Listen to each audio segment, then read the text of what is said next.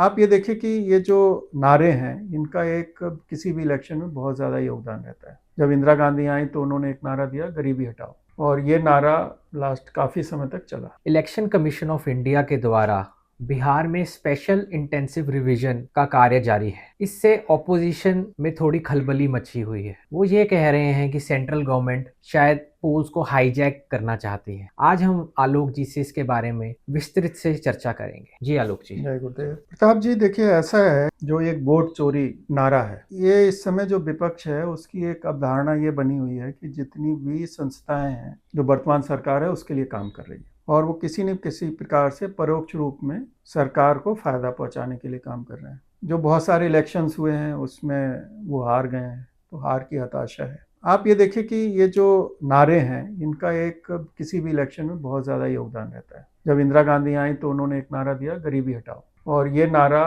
Last काफ़ी समय तक चला। उसके पहले स्वतंत्र भारत में कांग्रेस थी, तो कांग्रेस का ये था कि हमें जो स्वतंत्रता है वो कांग्रेस के कारण ही मिली।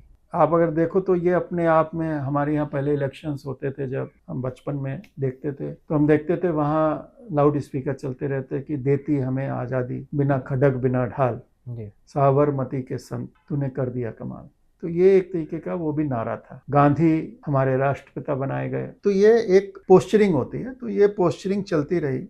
इंदिरा गांधी एक आयरन लेडी के समय आई जब 1971 का हमने बार जीता, और उसका प्रोजेक्शन ये किया गया कि हमने पाकिस्तान को हराया है, पाकिस्तान के 2 टुकड़े कर दिए, तो उस अवधारणा को जिया गया। फिर एक जब उसी बात पर एक इमरजेंसी लगा दी गई, तो इमरजेंसी के विरोध में इलेक्शंस हुए और उसमें जो जनता दल था वो जीता। फिर 1980 में दोबारा से इंदिरा गांधी आ गई, वो सशक्त शासक के रूप में जी। क्योंकि जो ये गठबंधन था जनता दल वाला, जो वो सक्सेस नहीं हुआ। 84 में जब इंदिरा गांधी नहीं रही तो राजीव गांधी एक सिंपैथी वेब में चुनकर आए। मतलब पूरे राजनीतिक इतिहास अगर उठाकर देखो तो उसमें इतनी अधिक सीटें कभी किसी को नहीं मिली। जी। फिर 89 में करप्शन के विरुद्ध लड़कर बीपी सिंह आ गए। 91 में फिर राजीव गांधी की वेव आई। फिर 98-99 में जब इन्होंने अटल बिहारी वाजपेयी को 13 दिन की सरकार हटा दी, तो एक सिंपैथी वेव के द्वारा वो ऊपर चुनकर आ गए। बिल्कुल। फिर 2004 में इनको ये लगा कि इन्होंने बहुत अच्छा काम किया, तो शायद काम के रूप में तो इन्होंने एक नारा दिया, शाइनिंग इंडिया, लेकिन इंडिया तो शाइन हुई नहीं थी। तो वो जो मासेस थे उनके तक वो नारा ठीक से नहीं पहुंचा, और कहा यह जाता है कि बिकॉज इंडिया शाइनिंग नारा था, तो अपोजिशन ने प्रोजेक्ट किया कि जो गरीब है वो गरीब रहे, जी। तो इंडिया शाइन कैसे हो, तो ये हार गए। फिर उसके बाद कोलिशन की सरकारें चलती रहीं और 2014 तक ये चला। 2014 में फिर करप्शन के अगेंस्ट जी। और अगर आप देखो तो उससे पहले भूमिकाएं बहुत सारी बनाई गई, बहुत सारे ऑडिट रिपोर्ट्स आई, 2G 4G स्कैम्स, कोला घोटाला, बहुत सारे घोटाले थे जिनको कि इन्होंने बनाया। जी। और उन घोटालों के कारण इनको एक करप्शन के विरुद्ध नारा मिल गया और वो आए। फिर मोदी जी ने एक नारा दिया, सबका साथ सबका विकास, और विकास पर अभी भी केंद्रित है। आप ये देखिए कि 2004, 2009 और 2014 में जो इलेक्शंस हुए जी। तो उनमें यही नारा चला है। बिल्कुल। साथ में एक जो राष्ट्रवाद है उसका नारा बनाया। 2024 में इन्होंने संविधान खतरे में है इसकी बात की, और उसका कुछ ऐसा फर्क पड़ा कि लोगों में लगा कि सशक्त सरकार अगर होगी जी। तो शायद जो हमारी व्यवस्थाएं हैं उससे देश के लोगों को नुकसान हो सकता है। तो बिल्कुल। इनको थोड़ी सी कम सीट्स मिली, और आप ये देखिए कि 240 सीट्स, और एनडीए को पूरी, मतलब तो एनडीए को चुनकर आने का मतलब ये था कि भरोसा नहीं टूटा है, थोड़ा सा कमजोर किया इन्होंने। कि 2 चीज़ों पर विशेष जोर था 2024 में। एक तो उन्होंने कहा संविधान खतरे में है, तो जो संविधान खतरे में है वो उनको लगता था कि अब जो रिजर्वेशंस वगैरह मिल रहे हैं, जो सुविधाएं मिल रही हैं, वो कम हो जाएंगी, तो इसलिए ये आया। अब जो विपक्ष है उसके पास इस समय नारों की कमी है, तो ये जो वोट चोरी का नारा है ये एक नया नारा क्वाइन किया है, क्योंकि इनको ये लग रहा है कि जो भी चेंजेस हो रहे हैं, जो इलेक्शन कमीशन काम कर रहा है, तो ये जो वोट कटेंगे तो शायद कांग्रेस के ही कटेंगे। जबकि जो स्टेटिस्टिक्स शो कर रही है कि जब जब ये रिव्यू हुए तो विपक्ष का वोट परसेंटेज बढ़ा है, कम नहीं हुआ है। बिल्कुल। दोनों ही वोट, क्योंकि देखिए क्या है कि अगर मान लीजिए आपकी जो वोटिंग लिस्ट है उसमें मरे हुए लोगों के भी नाम है, जो लोग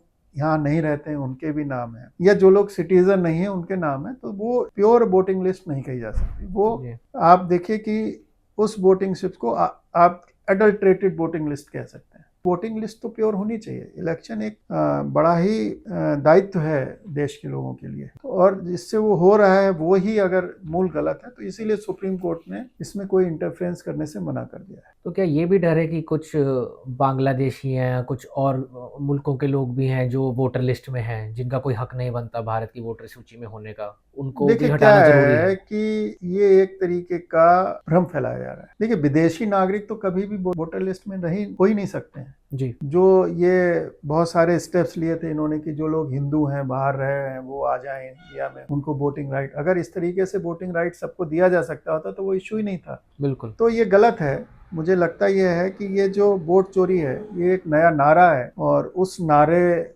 के कारण इन्होंने कहा है, अब एक तरीके की अवधारणा बन गई है। जैसे कि सुप्रीम कोर्ट कोई डिसीजन ले ले तो विपक्ष कहेगा नहीं ये तो सरकार ने करवा दिया, या इलेक्शन कमीशन कोई काम कर रहा है तो उसके ऊपर भी आक्षेप लगाते हैं, आरबीआई गवर्नर कोई काम करता है तो उसके ऊपर आक्षेप। तो ये एक प्रकार की सोची समझी रणनीति है। जो खोई हुई जमीन है, विपक्ष खोई हुए नारे रादर कहना चाहिए, वो पाने की कोशिश कर रहा है। तो ये वोट चोरी भी वैसे ही एक नारा है।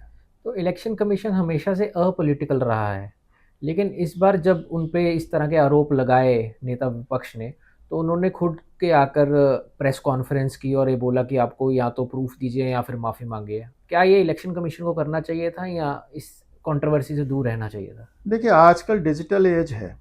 पहले क्या होता था कि कोई भी आप आरोप लगाया और वो आरोप लगा के भाग गए, तो वो कंटिन्यूटी में नहीं चलता। अब एक स्थिति ऐसी बन गई कि जो इलेक्शन कमीशन है उसके जो एक्शंस हैं उन पर डाउट किया जाने लगा। तो ऐसे समय में इलेक्शन कमीशन को बिल्कुल बाहर आना चाहिए और बोलना चाहिए कि भाई आप सुझाव दीजिए कि हम ये करें तो हम करेंगे। उन्होंने ये कहा कि भाई आप बताइए कि ये नाम गलत कटा है, आप हमको इन्फॉर्म कीजिए, हम उसको जोड़ देंगे।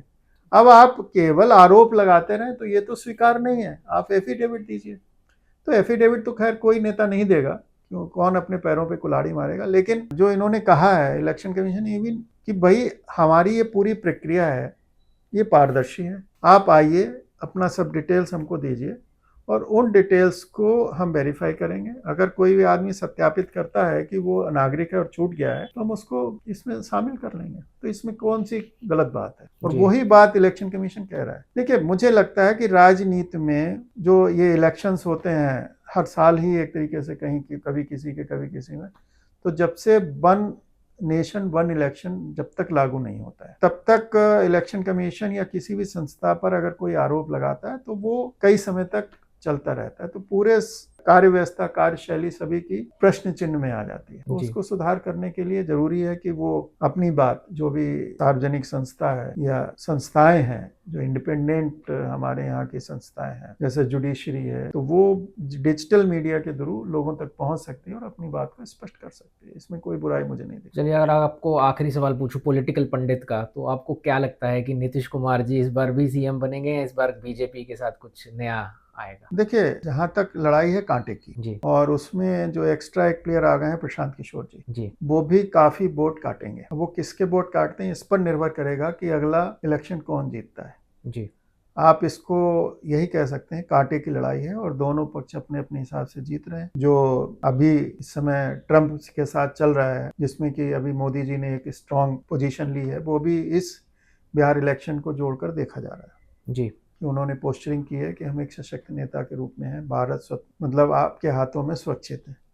तो ये भी बिहार इलेक्शन है। तो बहुत सारी चीज़ें हैं जहाँ ये तेजस्वी हैं, वो युवा नेता बन के उभरे हैं। राहुल गांधी हैं, वो उनको सपोर्ट कर रहे हैं। पूरा इंडिया गठबंधन लगा हुआ है। वोट चोरी का एक इन्होंने नारा दिया है और इसके साथ साथ नीतीश कुमार हैं, वो सुशासन के नारे पर लड़ रहे हैं। जी मोदी जी हैं, उनके फेस पर इलेक्शन लड़ा जाएगा, तो वो सशक्त नेता के रूप में अपने को पोस्टर कर रहे हैं। तो देखिए ये बड़ा दिलचस्प होगा कि वाकई में बिहार का क्या रिजल्ट आता है और इस रिजल्ट से आगे की दिशा तय होगी देश की। चलिए लोक जी, हमारे दर्शकों के साथ अपने विचार साझा करने के लिए बहुत बहुत धन्यवाद। आपसे फिर मुलाकात होगी।